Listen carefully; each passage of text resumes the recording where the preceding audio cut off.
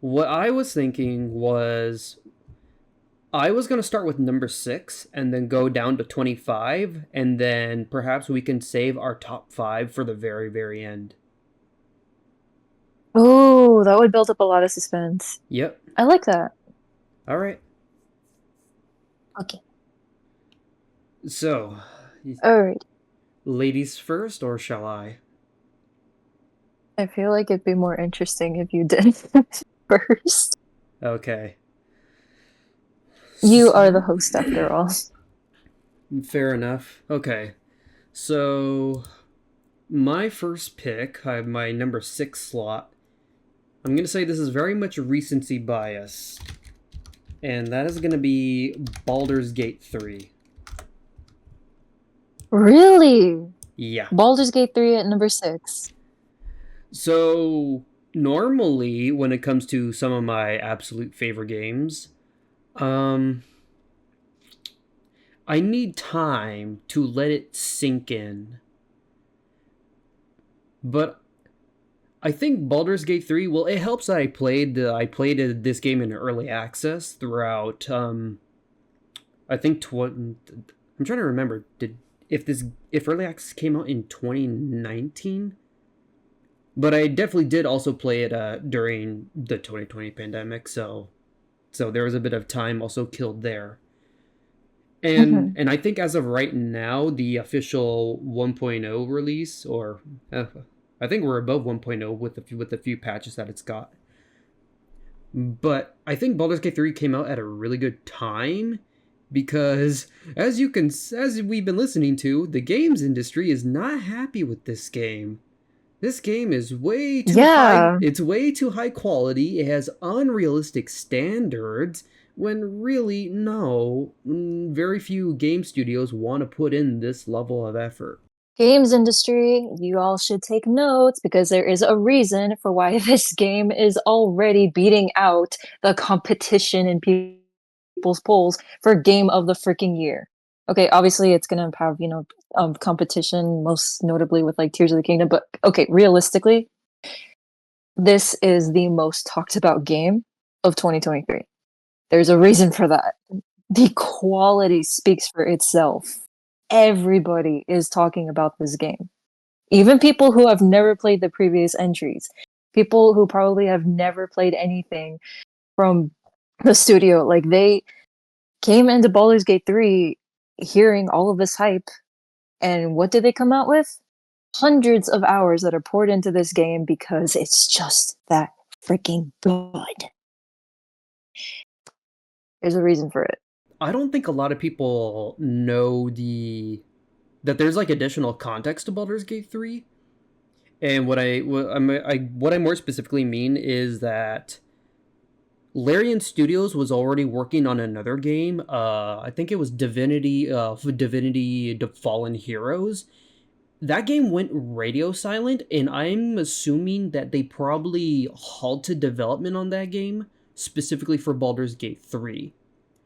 Not only that, but Larian Studios also expanded. They started hiring in other countries. I think Spain and also Canada and even Ukraine, which is going to be important in a moment.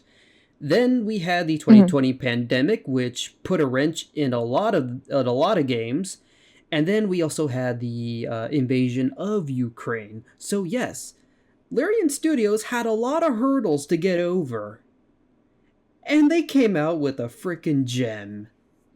Polished diamond is more like seriously. Absolutely. Oh man. Like I already made a promise that I am gonna get to Baldur's Gate 3, and honestly, I do feel bad that I haven't gotten around to it just yet, but I know for sure. I already know just the level of quality that I'm gonna be getting into. Even if technically speaking, the gameplay style itself isn't something that I would have like dabbled in, I am perfectly willing to try something new. And it's not even for like the hype or anything like that. It's just I know that what I'm going to be playing is the utmost top quality that we've seen from a game studio in recent memory. So my personal hype is built up for the day I get my hands on that game. And I look forward to when you stream it. Oh god, I'm gonna be fumbling my way through Oh, don't worry, that is part of the journey. Absolutely. it. So Oh, yeah. that's my spiel for BG3. What's your number 6? My number six, technically, I feel like this isn't something that's gonna come too much as a surprise, but alphabetically speaking, it is Assassin's Creed 2. Assassin's Creed 2 is one of the first titles that I ever played on the third generation. I had heard of Assassin's Creed 1, but the thing is, my only exposure to it was essentially reading about it in, like, the old Game Informer magazine. So, like, seeing screenshots of it, seeing concept art, reading interviews about it and such, and at the time when it came out, I didn't really think too much of it, but then my brother took a chance and he got his hands on the second entry. And it was one of the most influential titles that I had ever played, ever. Because before then, a grand majority of the games that I had played was really just, first person shooters and like maybe a couple of like cartoony games like on the PS1. This one kind of introduced me to an entire world of characters and storytelling in a format that just pretty much like blew my mind. I loved the concept of being able to like experience going and like being able to like see the world unravel an entire story play out through the memories of your ancestors. Like just that concept alone, it's like holy crap, I can actually use my own blood. I can actually use like my own DNA to see into my previous ancestors' histories. That's crazy. And like seeing that story like essentially play out, I was just so fascinated by the world and everything. And not to mention the fact that it introduced me to one of the most memorable video game characters of all time, to a fantastic soundtrack, a story that really just doesn't leave my mind to this day, and just the overall impact that it had on my views of storytelling at the time, especially from Ubisoft. Because I think previously, they're still the owners of the Tom Clancy series, right? Or I can't remember if Well, they are. wait, Ubisoft? Yeah. Yeah, I believe they was it then? yeah, Yeah, because essentially Ubisoft does. I'm very sure they still own the hold the rights to Tom Clancy because they're still making Tom Clancy games. okay, yeah, because previously, I wanna say that all I ever knew about them was just essentially that series alone, because that was technically my first video game that I ever played, but this was something very different that I never experienced from them specifically. And like I said, it was one of the most memorable first games that I ever played when I got my hands on the PS3. And I just loved playing through it. The fact that it opened up an entire trilogy to a character that pretty much almost everybody in the video game industry knows. Oh man, it was great. I legitimately loved my time with it. And it was also one of my very first platinum trophies that has one of the most infamous uh, collectibles trophies that I absolutely hate with a passion to this day. Damn you, Petruccio, and your stupid feathers. So I will admit, I have not touched any of the Assassin's Creed games, not because I never found it interesting. Well, I would say number one, I just had more interest in other games. Number two, my PlayStation 3 was not always readily available, especially when I moved upstate for college. And Mhm. number three, Yes, I am a Steam user. Yes, the Assassin's Creed games are on Steam, but according to the Steam store page, to play the Assassin's Creed games, you are required to have what was it? An Origin account? Is Ubisoft's platform Origin or is it Uplay? It was Uplay. Uplay. Okay, there. I'm very fairly certain it was Uplay. Yeah, so according to the Steam page, I still need a Uplay account to play the Assassin's Creed games. Like, why? Come on, dude. That's just more reason for me to not get the Steam versions. I'll gladly wait and scout out the physical PS3 versions instead. I'll lend you my copies, dude. Okay. Happily. All right. Okay. The entire Ezio trilogy, it's all there. I've got you, dude. I've Uh, got you. okay. Good to know.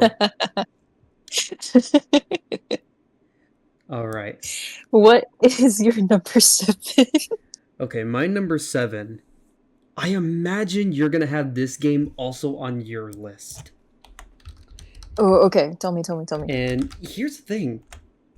This is a game I technically still have not finished. Actually, no, not even technically. I have not finished it. But it has left such a huge impression on me that this game lives rent free in my head. That is Bloodborne. Oh, buddy. Wow. It says a lot. I, I clap for you. It says a lot that a game I have not finished, and yet I have such high praises for it. I have to ask myself, if I do finish it, will it make my top 5? Probably. Probably, but that'll be a discussion much later in the future. I'll let you in on a little secret. It is in my top 5. Oh, really? Yeah. It's in your top 5. Okay. Yeah. I don't know if I should reveal it, like what placement is it is at, because I kind of like want to leave the top 5, like the actual placement of it, like something of a surprise till the end. But it is in my top 5. I will Uh, say that. okay. So, I guess when we get to our top 5s, I'll let you explain why you enjoy Bloodborne so much. Okay, I got you. I got you. Because I was in college, one of my friends brought over his PlayStation 4, and my first experience with the Souls games, it was either Bloodborne or Dark Souls 3, but I was more interested in Bloodborne. And honestly, the atmosphere alone just absolutely nails it. We have gothic architecture mixed with eldritch horror. Mm-hmm. That's a combination I don't know if any other medium has done. I don't know if film or literature has done it, and yet this is such a great and interesting depiction of it. Wonderful execution. Absolutely. Then there's Miyazaki's style of storytelling. I describe it as the story has already concluded. You're just living in the aftermath, and you, the player, if you want to put the pieces together, you can scout out and figure out the story yourself. Yes. Because even in narrative driven games, there are people who we call story skippers, where they don't care for the narrative, they don't care for the dialogue or anything. They just want to run around and just defeat mobs of enemies, which the Souls games do allow you to do that. They definitely do. So it caters to both Mhm. audiences. And also the cherry on top for me is the hunter, just his outfit, the cloak, the hat, and everything. It just looks amazing. It really much is. There's a reason why in Final Fantasy XIV we have Bloodborne themed glamours, and they look great. Gosh, that is so awesome. I know for certain that there is a movie. There is a movie where those outfits, I'm more than fairly certain the inspiration for them comes from. I wanna say it's something not necessarily horror related, but it's kind of, like, sort of supernatural themed, but it's a foreign film, though. I wanna say it's French, I think? But people pointed it out, and I swear, me and my brother tried scouring to see where exactly we could try to find this movie, but we only managed to find, like, clips of it online, never actually the full movie itself, so we're, like, really bummed out about it because we wanna know, like, is this one of the places where Miyazaki got his inspiration? Because they were very uncanny. I if I get the chance, I'm gonna try to see if I could find it again because, wow. On screen, even they look amazing. Do you remember the name of the film? Because I'm interested. I I don't know. I can't remember it. I just know that it was an actual film. I need to look it up. It was awesome though. Thank you, internet. We can add Thank that you, to the internet. list. All right. So, what is your number 6? Do you mean number 7? Oh, yeah. I can count. Of course, of course, of course. Okay, so my number 7.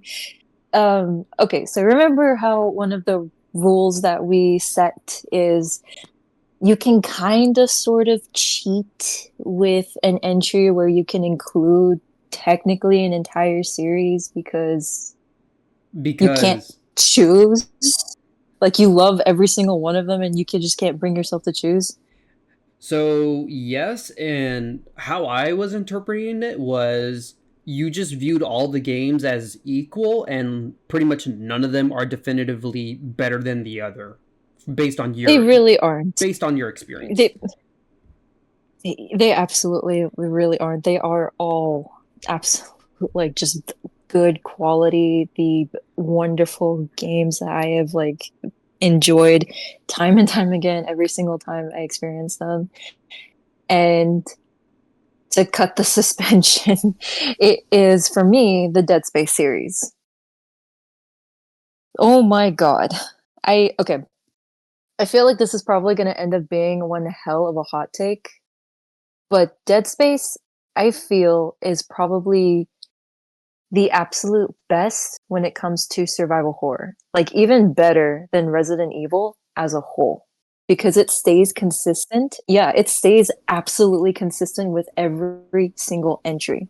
There's never like any change in like core gameplay style. There's never any change in like, you know, different sorts of like scenery that like changes the overall atmosphere, the overall like immersion to like any of the games. It is so unbelievably well done in the gameplay for survival horror that I genuinely think that Glenn Schofield at the time when because here's the thing, when he said that he wanted to set out to make like the most scariest game that he could possibly make, I think he succeeded. Like he absolutely knocked it out of the park with the first one because the first one introduces us to just a seemingly everyday man. Like this character that you play as, he's just a ship's engineer. That's it. That's all he is. He's got no survival training. He doesn't have like um any basics for how to maneuver himself around like certain weaponry. Like he's never been in situations where his life was like truly on the line and he had to fight for survival. Would you say that he is less experienced than Leon in RE2? Cuz yeah, at that time Leon was just a new cop, but at least he has I imagine he had training in firearms. Isaac Clarke is a complete civilian. Okay. Leon Scott Kennedy is a police officer, so at least he's trained to handle certain situations of high stress that come with the job of being a police officer. Isaac Clarke, like I said, he's just an everyday guy. Makes sense. That's one of the reasons why a lot of us root for him, like as if we were in that situation, we could identify ourselves with him more easily because he's just like one of us, really, just an everyday man. That's it. And being thrust into this world where you're trapped on an isolated ship in the far reaches of the freaking galaxy where every single soul that was previously alive on the USG Ishimura has turned into,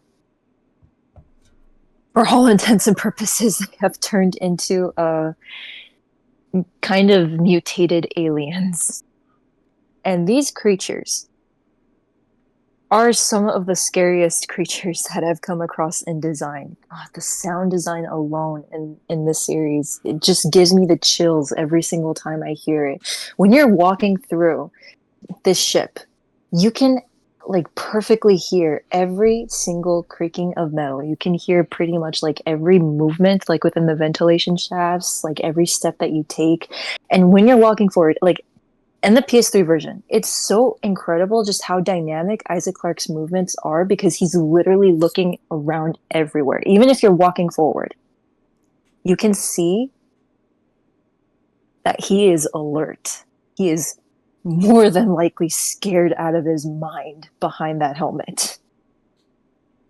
And I feel for him because even after playing through that game multiple times, there were still so many instances where I'm just like creeping on the edge of my seat, trying to listen carefully to make sure that like enemies don't spawn out of like, you know, what might seem to be like an obvious place to pop out, but it turns out they're sneaking up behind you. And it just like, you know, jump scares you. That atmosphere never changes in any of the three games ever. And it's surprising because, you know, not that many series out there can be able to like truly maintain that level of suspense.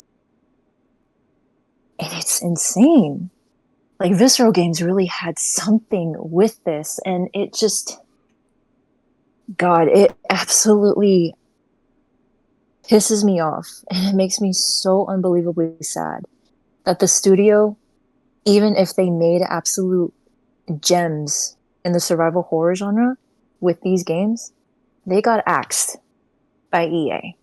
Of course. And all because one, EA made them introduce microtransactions with the third game, and two, because Dead Space 3 did not meet certain sales expectations, they were so shy of it too. Like they were just a little ways away from meeting said goals. But EA is like, oh yeah, no, never mind. Nobody wants to play this game.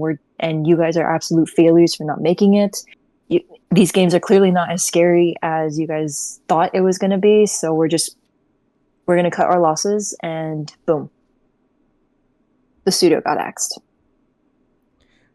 So, wait, then who was in charge of the Dead Space remake? I believe that was Motive. It was a completely different studio under EA because EA still Yeah, owned the rights to the Dead Space license, of but course, yeah. obviously but yeah, the studio itself that originally worked on it, they were gone. They all went their separate ways. I would like to think that at least a few of those devs were rehired for the remake. I sure as heck hope so. I haven't had the chance to play it myself, and I really do want to see just how faithful that remake is, because if it turns out to be very faithful, then why was it not mentioned more?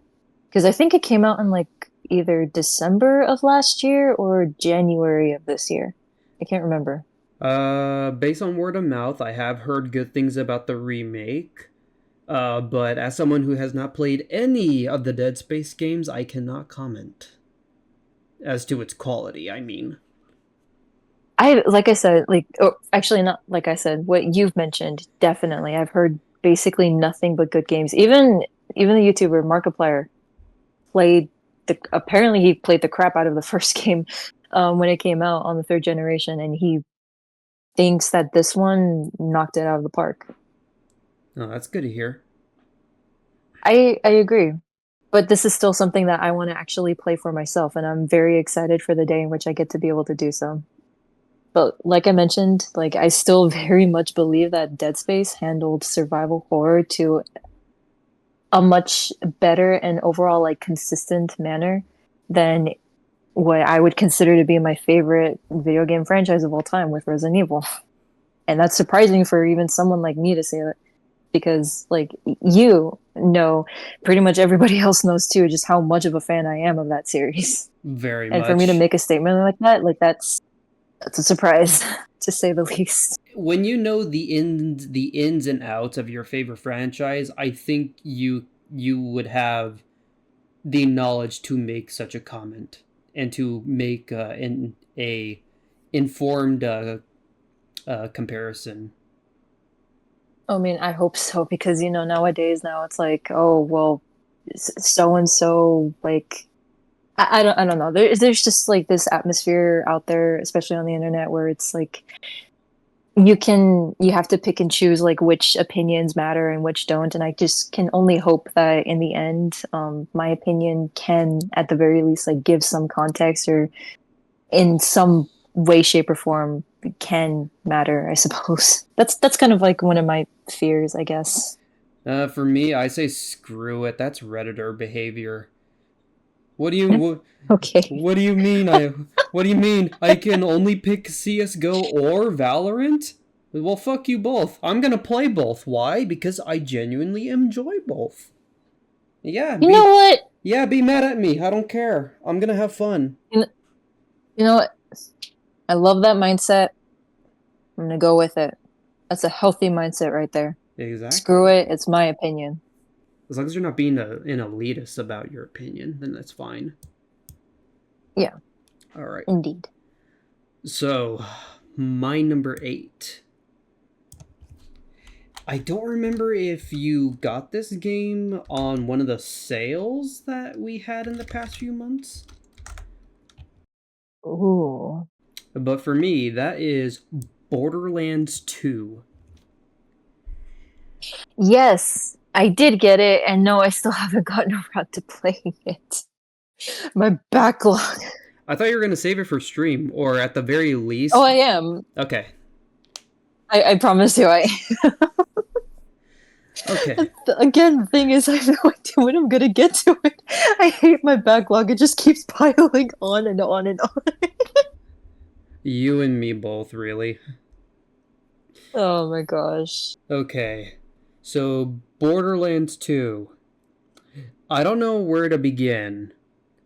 You have a cel shaded art style that has aged pretty well. You have pretty good story with a very memorable character or a villain. Well, yeah, I would say quite a few characters are actually memorable with some very funny dialogue. And ultimately, this is a combination of a first person shooter and an RPG that I did not expect. Because I enjoy games where you have what we call builds. You build your character to have a certain function or play style. And yeah, it's just a combination I did not expect, and it was done very well. I think of, for example, one of the characters you can build her to be the group healer and support, or you can build her to be the group's elemental damage and crowd control. It's a lot of fun, and it's I don't know, I'm kind of at a loss to what to say. It's one of those things where I think you need to like experience it yourself. And that's one of the things I would really like to do, just because when it comes to the Borderlands series, everybody that I ever talk to always points to number two as being the best one. Well, The one yes. that they had the absolute most fun. Because Borderlands 1, I feel like, is a good stepping stone as far as like I've been able to like interpret from like other people's experiences. Borderlands 1 was a stepping stone. Borderlands 2 was the absolute best of the best. And I what was it, the prequel sequels, I believe? The Or pre-sequel. whatever. There you go. That one, I have to admit, I haven't really heard that many people talk about it. I don't think they've said anything bad from what I remember. What they Uh have said bad is number three. okay, so number 3 is a whole rant for me. Pre-sequel, I didn't finish pre-sequel. And I'm at the final quest. I'm essentially at the final boss, and I don't have the motivation to continue it. I have the motivation to get through the majority of the game, but I don't have the motivation to finish it. I think that says a lot about pre-sequel. And that is such a surprise for me.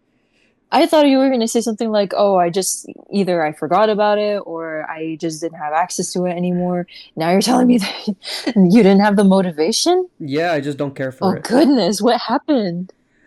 Okay, Is it so is it like an uninteresting game? Like not like it's serviceable, but not that, like engaging to like be like truly immersed in it to like finish it from start to end? so I think the TLDR of it is number one, there's just like less content overall compared to Borderlands 2, which is another point I will get into. And then point number two about pre-sequel is the fact that it was actually developed by a different studio. I think it was specifically 2K Australia that made it. And it kind of shows there's a reason why, well, amongst me and my friends and probably some parts of the internet, we kind of just dub pre-sequel as Space Australia. Like there were jokes in there that just didn't land with us, so I wasn't sure if that was supposed to be like Australian humor or not, or if the writing team was just, I don't know, had a few too many had a few too many to drink that night.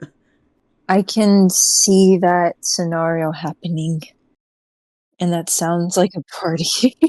A party that just devolved into absolute chaos.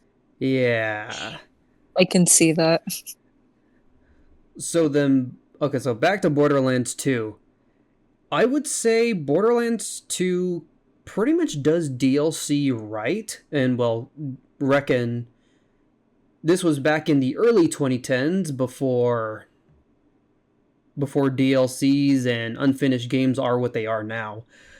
I felt like the DLCs for Borderlands 2 were not needed. Well, if you're trying to make the most overpowered character, then yeah, they are needed. But in terms of a fulfilled experience, I feel like they're not needed. But they are fun, very fun and engaging side stories that introduces more characters who are also very fun. But I do need to acknowledge that if I remember correctly, um, Gearbox was also developing the Alien Isolation game, or no, was it Alien Isolation? Colonial Marines. Colonial It was Marines. Aliens, Colonial Marines. That's There you what it go. was. Yeah, they were also developing Colonial Marines, and it turns out they actually took the budget for that game to develop some of Borderlands 2's DLC, which is scummy. No. Okay, No. that's if the source. Okay, that's if the sources that I read and listened to are correct. It's been a Oh my while. god. It's been a while. I could be completely wrong on that. If that's the case. Oh my god. Jesus Christ. It sucked for one game, but it really helped another one. Cause yes, Borderlands 2 DLC is good. Oh my god. It's really Okay, good. yeah. Okay, yeah, but what kidding me? I, me and my brother were one of the people that were looking forward to Colonial Marine. How did that turn out?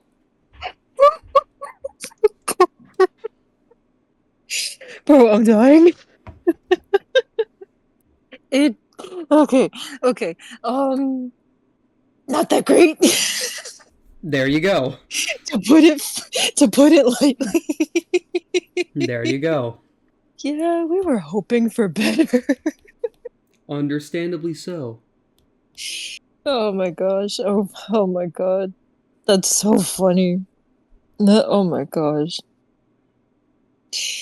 This is such groundbreaking news to me. I hope you understand. Good grief. So yeah, when you get around to playing Borderlands 2, I hope you appreciate the cool extra quality that it got. Yes, aliens, colonial marines was sacrificed for this. That will forever be on my mind now. Thank you very much. You're welcome. Oh boy. Okay. So to get your mind off the silliness, you're number 8. Okay, my number eight. Okay, number eight. This was one of the entries that I was actually quite debating for a fair bit if I should include this on the list. But in the end, I decided to go for it and just keep it here. It is Devil May Cry 3. Really now. Yes. Really. Yes. The game that has been kicking my ass. Yes. All right. I will take this as a sign that you are better than me at this game. Okay, no. Please do not think that way. I promise you, I most likely am not. Okay, Most likely. I have one big question about this. Okay, go ahead. Do or did your hands hurt while playing DMC3? Because mine were cramping. I don't think so. Okay, then maybe it's me just getting old. Oh, come on. Please. I don't believe that. I don't believe that for a second. Okay, if I had like a pain-o-meter or something to show you, then I would. Cause no, seriously, for my big, or at least one of my few issues, probably my biggest issue with DMC3 is that my hands just hurt playing this game. And I think that's because I am trying way too hard to be cool and flashy. I don't know. I don't blame you for that. And actually, that kind of ties into one of the things that makes me not love the Devil May Cry series as a whole for its combat, but that's a point that I'm gonna get into. So I included Devil May Cry 3 specifically because I want to say I truly want to say that this was my very first time like being introduced into the whole hack and slash genre for video games. I can't remember exactly when I got my hands on this game, but when I did, I thought I honestly felt pretty bad because, it's Devil May Cry 3. What happened to the first two? Don't I need to play the first two to understand this story? Nope. Yeah, turns out that much later on, I found out that this was actually a prequel to the entire story of Devil May Cry, which made things a whole lot better to deal with, thankfully. But like I said, it was my intro to the series as a whole, and it was also my intro to meeting one of the coolest, like the absolute coolest protagonists in video games of all time. Like, there was a point where I legitimately aspired to be as funny and sarcastic and just be overall cool like Dante because he had that much of an impression on me and I just oh that charm, dude. It just oozed into basically every facet of the game. Every single time he let out those that excitement whenever he pulls off like cool move sets, like even in the cutscenes and such, like it was just so infectious. You like it was just so wonderful to get along with, and like characters wise I absolutely loved that from him. Gameplay, yes, it was definitely very difficult to pull off like the combos and such because the way that I kind of see the overall style of gameplay for Devil May Cry, like that combat, the button mashing really does remind me of like if I'm playing some kind of a fighting game. like an arcade fighting game, like say Street Fighter or Tekken or something, like I have to be really mashing the buttons in Yeah. order to like not necessarily like just mastering the combo, but the timing itself. Jesus Christ. There were so many instances where I really just could not get the timing right. And it was like the input for every button that I pressed felt like it had to be way too precise, way too it was almost like it was almost computer like, almost like as if I was playing an arcade fighting game. There was nothing about it that flowed particularly well for me. Like no matter which game in the series, like from one all the way to number five, with the exception of the reboot. Funny enough, the reboot's combat flows a little bit more like water, and I do admire it for that, which is possibly the only good point that I feel people could point to for the reboot. But that's beside the point. It was very influential for me, and it introduced a story that, even if it's kind of a little bit bare bones, just the overall implications of this extreme family drama, this extreme rivalry, and just it wasn't even like necessarily like the overall conflict between Dante and Virgil that got me invested. It's also Lady and her father, Arkham, as well. Like this was an overall theme that I have to admit I got behind. Like I did like, even if it wasn't like, quite as fleshed out as it could have been, but I mean, come on. It was during the freaking second generation days. I can't exactly blame them for not really putting that much time and effort into it, but then again, I think about other games that came out during that time and I'm like, they could have still done a little bit more here, but then again, the emphasis was on the gameplay and not the story itself. So, oh boy, in that regard. Also, Ruben Langton and Dan Southworth are the greatest additions to the series ever, and thank you, DMC3, for giving us them. Thank you. Virgil is a Power Ranger. Yes. I For don't. anybody that doesn't know. Yeah, I feel like that's one of those things that I feel like that's one of those things, like there's like a very specific group of people who actually know that. Yes, the voice actor for Virgil was a Power Ranger, specifically the Quantum Ranger in Time Force. Just let that sink in, everybody. Just Yeah. let that sink in.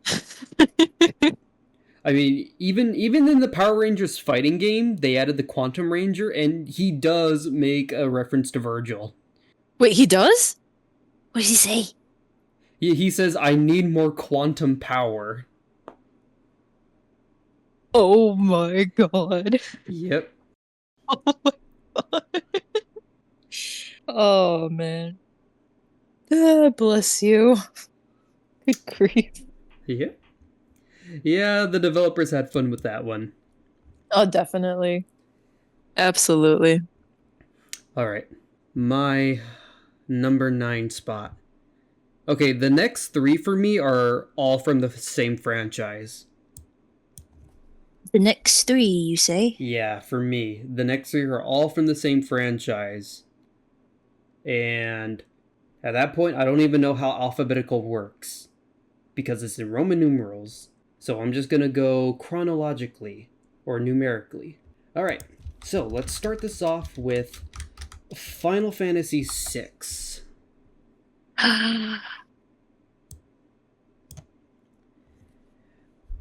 All Nice. Oh my god, nice. right. So, I am still of the opinion that 16 games later, this is still the best of them all. Mic drop. And here's the thing, I can't figure out why. And I feel like there's no one answer as to why I think this is still the best of them all. We have a very, very, very large cast of characters. And I'm pretty sure this is the largest cast in the entire mainline series. Wait, seriously? Yeah, I think there's like 14 playable party members, and yet they found a way to balance out proper screen time for all of them. And it does result in this in this question of, well, who is the main character? Is it Terra because she's on the box art? Is it Locke because he has the typical hero story that we're kind of used to seeing?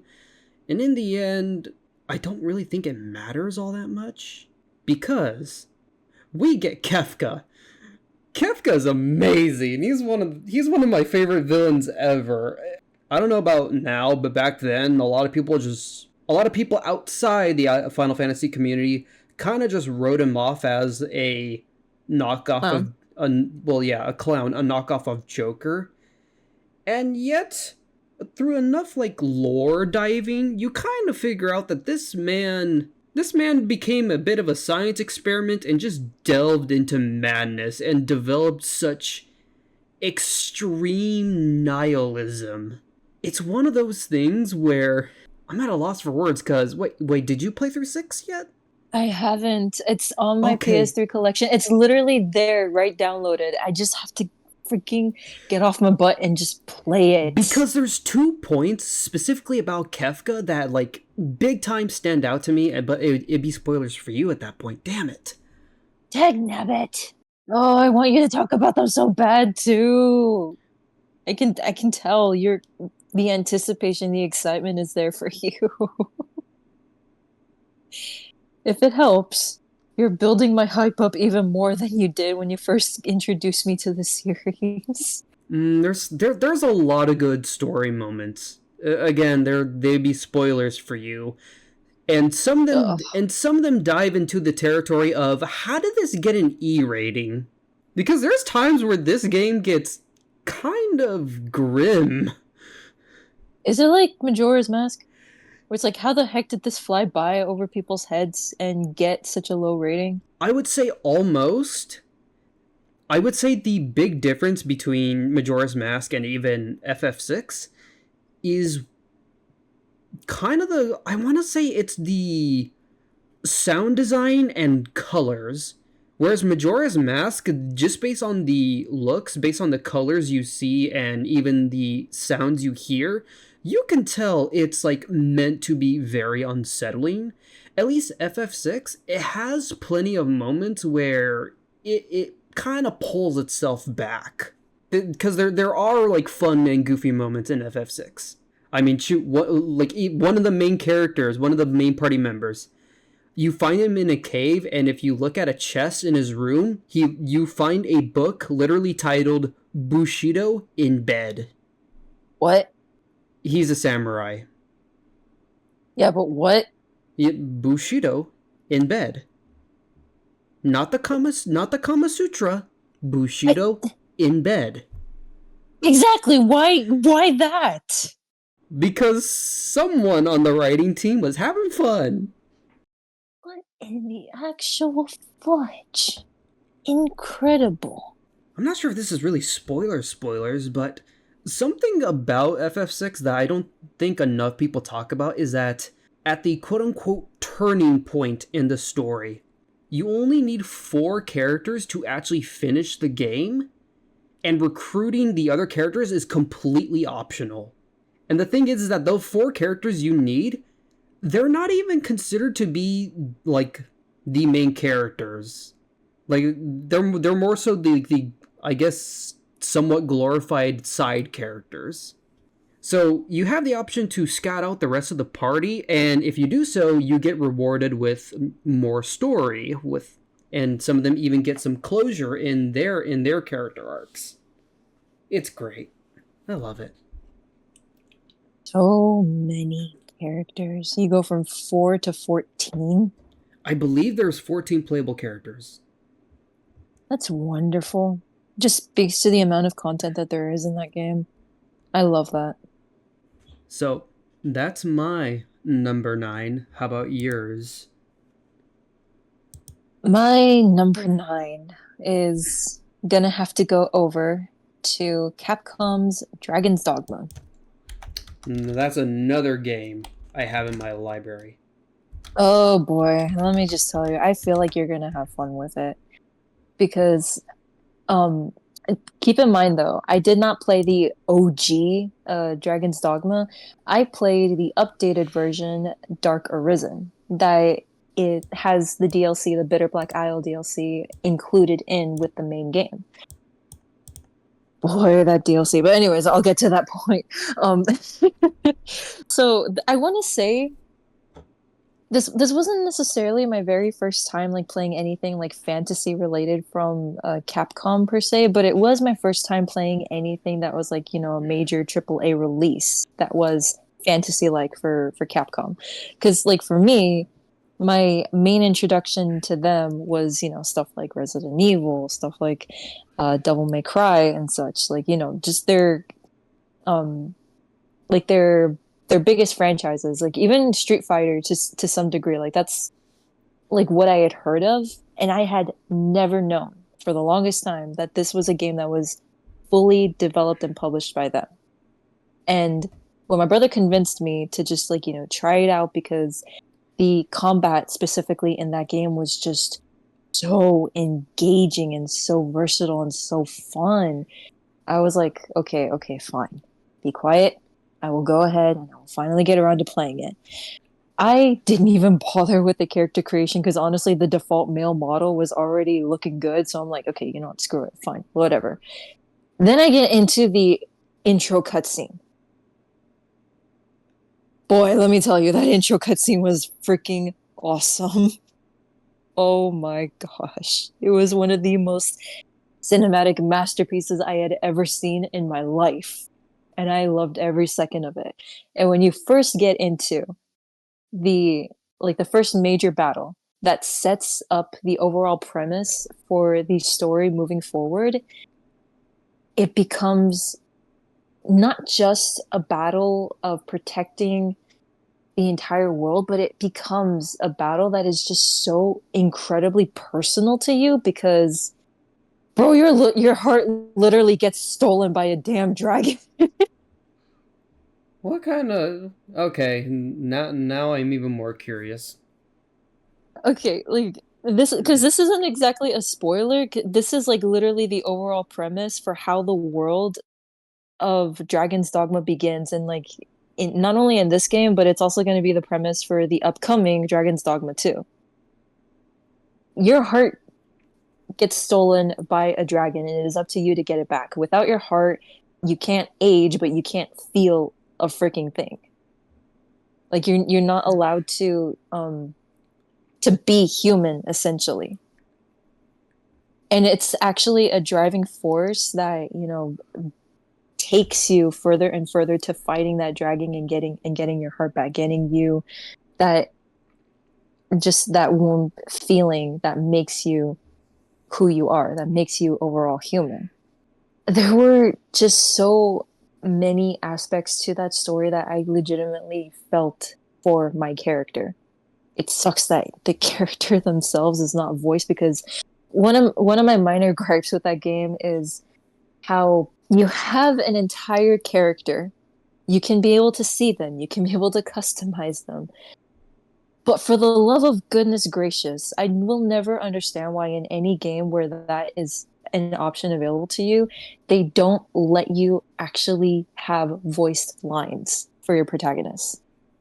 I hate having to go into cutscenes where clearly I can be able to talk back in any kind of manner, whether it be sarcastic, whether it be serious, whatever the case may be, and yet all I can do from behind the screen is just watch as my character takes whatever insult or whatever jab is coming at them.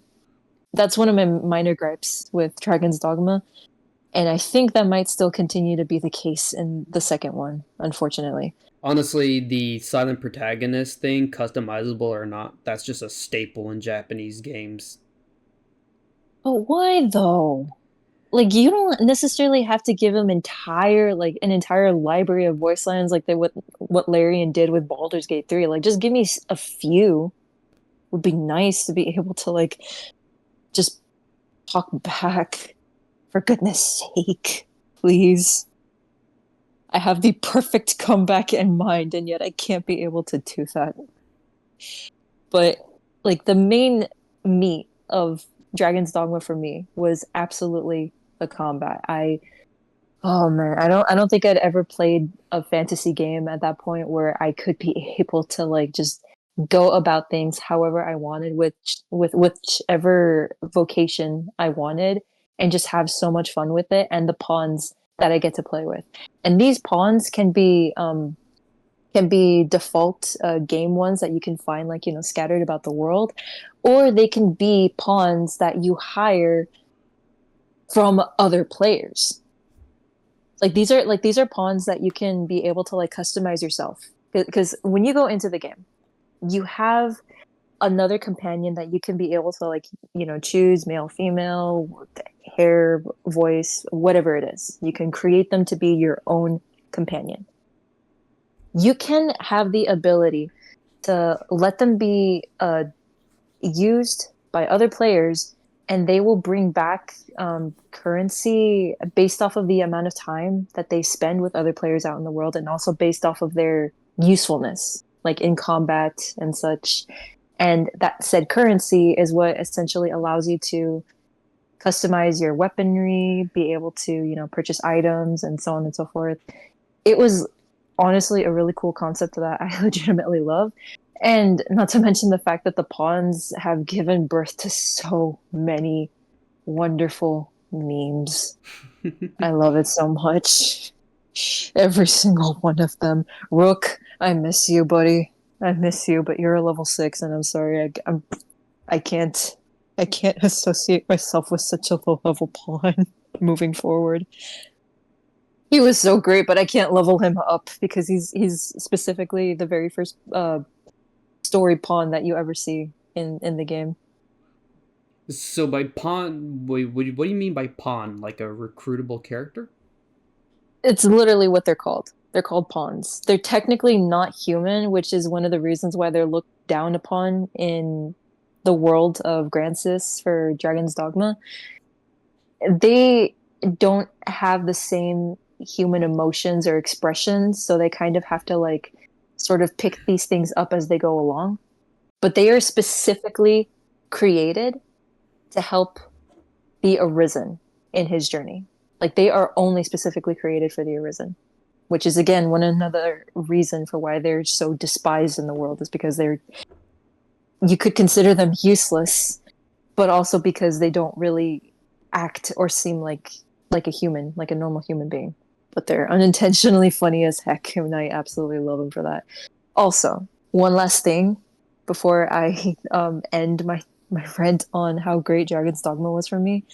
I was quite surprised with this one because I'm fairly certain that Watch Mojo agreed with me on this as their absolute top pick for best dragon battles in video games. Really? Okay, wait, specifically dragon battles? Yeah, like best dragons, and best boss fight for dragons in video games. I was so surprised with it too. I'm like, wait, what the frick? Watch Mojo knows this game? Because yeah, that final fight with the dragon, oh shit, talking mushrooms, buddy. Oh my god, I freaking loved it. I would curse if I could, but oh my god, just if you can take my word for it, it was exhilarating as heck. Still etched in my memory. And the voice actor for the dragon, oh my god. I love him so much. They brought him back for Dragon's Dogma 2. Somehow they brought him back and he sounds Really? so All glorious. right. Well, that is actually really good to hear. I need to go play it at some point. Oh, I hope you can. I don't know if it's going to be sometime soon or if it's going to be way off in the future, but I just hope you enjoy the game. I Uh, really do. if I had to predict, it's probably going to be later in the future, like probably late 2024 at the earliest. Buddy, if you can make it to late 2024 being able to play this game, I applaud you. That means that you're making good progress with your backlog. That and also playing some games that I plan to make videos on. True. Very Yeah, true. And me with streaming as well. there we go. Yep. All right. So, continuing the Final Fantasy train. Here's one that I'm also pretty sure you also have somewhere on your list. That is Final Fantasy IX.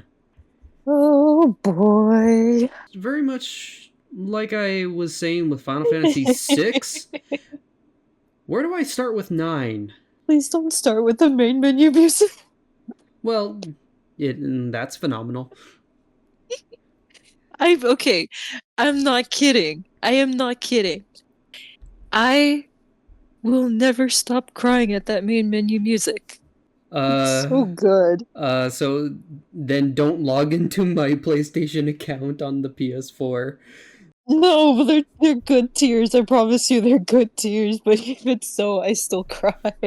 because when Final Fantasy IX was remastered for PS4 and you pre-ordered it, you actually got a Final Fantasy IX background theme, and yes, it plays the main menu music. You had it as your theme? Yeah, it was a pre-order bonus. And in fact, let me ask a rhetorical question. Do you know how good a game is when you've bought it multiple times? I have Final Fantasy IX on PS3, PS4, and Steam. It's that good. Yes, there is a reason why Sakaguchi, the creator of Final Fantasy, he has stated before that 9 is his favorite. Oh. Not only was it the final fantasy for him that he worked on, but it was ultimately his love letter to the entire series as a whole, which you can tell because there's a lot of Easter eggs just referring back to the first 8 games, and I think Vivi's entire character model is a blatant example of that. I was honestly wondering about that for the longest time because like I played number 9 first, and then I started playing, like other games in the series, and I'm like, wait, hold on. Did who came first? This character that looks like him or Vivi that looks like that person? What is going on here? Yeah, Vivi's entire character model is based off of the sprite, the Black Mage sprite from Final Fantasy 1. Just that honestly was very surprising to me. I miss you, Vivi. Also, for context, just because I can't be able to like give much more of my thoughts on this, yes, it did make it into my top 5. Yeah, I figured. I figured. You Oh, know why. You yes. know why. And yes, I will be getting around to giving the reason why. I promise. Similar to Final Fantasy VI, 9, well, you would also know, 9 also gets into some very grim subject matter to the point where you have, I don't know if it was like 2 or 3 characters, they're literally like questioning their entire existence. Yep. Yep. Yep. Uh-huh. Indeed. Oh boy. And that's despite the art style. In fact, I actually learned that when 9 released, a lot of people were not fans of the art style, going from Final Fantasy VII, which was a initially supposed to be a Nintendo 64 game. Then you go to the graphically much improved Final Fantasy VIII, and then you go to a 9, which everything just turns into chibi. I mean, yeah, it's cute, but under that cuteness is some very dark subject matter. I was about to say it's a whole world of hurt. Yeah, don't judge a book by its cover, I guess. Seriously? Oh my God, that game. I love everything about it. I wish I could talk about it more, but it's in my top 5. I will save whatever rants I've got for it to then. Also, something else I noticed was 1 through 5 are your typical medieval fantasy. 6 is like a steampunk fantasy. 7, I heard some people call 7 like cyberpunk. Well, and this was before Cyberpunk 2077. Hmm. But overall, 7 and 8 are more like a sci-fi fantasy, and then 9 just goes back to being a high Fantasy. fantasy. Yeah, Hmm. We love our fantasy. exactly. I do. So I think so. I imagine you and I are going to do more gushing about 9 later. So I Oh, will. trust Yes. me, we absolutely will. So I will go ahead and let you explain your number 10 spot. My number 10 is an entry that I pretty much guarantee nobody knows. It's one of the most I, I feel like it's one of the most obscure PS2 games simply because one, it was published by Midway, which unfortunately when they went bankrupt, every single one of their assets was put over to Warner Brothers, and we know how they handle their video games. It's basically just rotting away at this point, unfortunately. But this one, this one left one hell of an impression on me when I first saw my brother play it, and I remember it wasn't just like at his suggestion, but I got morbidly curious for this. It is called PsyOps: The Mindgate Conspiracy. How the hell do you spell psyops? It is PSY, and then there's a dash in between ops. So like think of it as like psi for like mind, and then ops for operations. Hold on, I got it. I had to put mind and gate together. Okay, thank goodness. Oh, so it does recognize it. Yes, Oh, thank God. Now, shall I talk about why I like this game so much? go ahead. The ragdoll physics. Okay. Okay, that's some GTA logic. No, seriously. Okay, so it's to give you an like I'm so bad with summaries, but I'm gonna try my best for this one. PsyOps is essentially an experience where you play as a soldier who is able to control essentially every single form of psionic powers ever. Whether it be, telekinesis, pyrokinesis, mind control, that sort of thing. Like there's a like quite a number of abilities that you can gain access to throughout the course of this entire game. You are trying to fight against this organization called the Movement. That is gathering up a bunch of artifacts that will give them access to the purest form of like psychic energy ever in the universe, and so on and so forth. The story, while fairly, I guess in one way, it's a little bit basic because obviously you're trying to fight an evil organization and such. It was more so the execution and the gameplay that made this game so freaking memorable for me. Like I said, telekinesis alone, those ragdoll physics.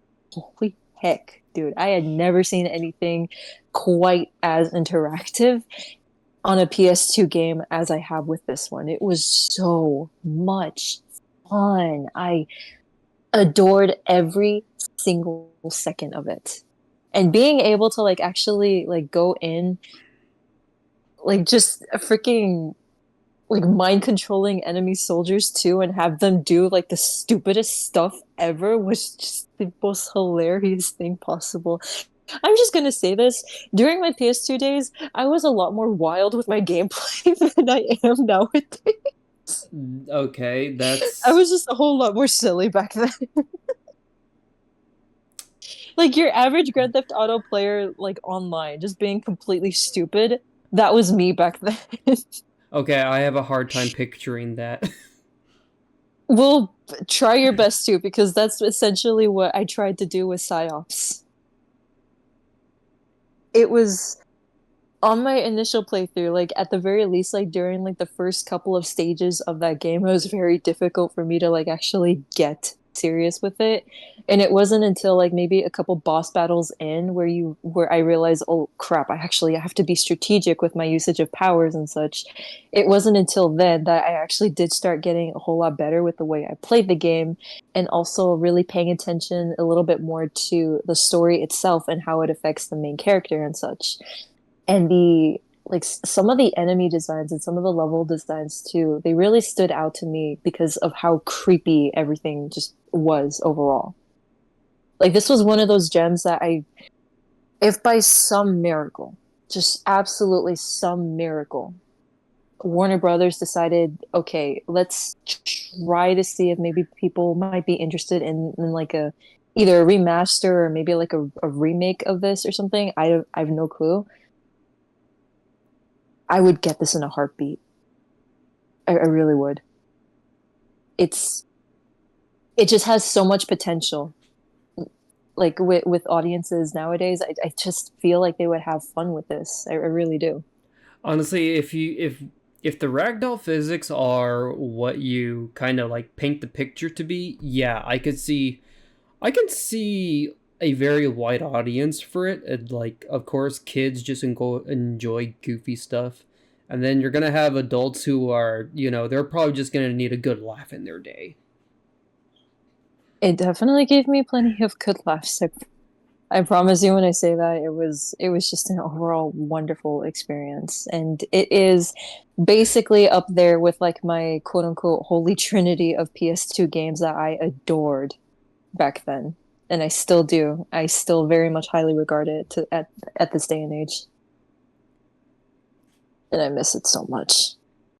I wish my PS2 was still operable to where I could be able to go back and play it, but alas, I have to go over and just relive my memories with like some Lucky Souls playthrough of it on YouTube, unfortunately. Also, I just noticed, you're going alphabetical, right? Yes. Wait, so why did you go with the letter P? We went from Dragon Dogma to Psyops. We went from D to P. Was that intentional? I feel like I may have gotten my alphabetical order wrong with one entry, actually. Oh, okay. So it was an oversight on your part. I think so, yeah. Okay. I guess I'll just leave it to where it is for now. It's okay. All right. Don't, I promise everybody I still can be able to do my alphabetical orders correctly. I can math. See, we can. We promise. We're not silly or stupid. I hope. For me, anyway.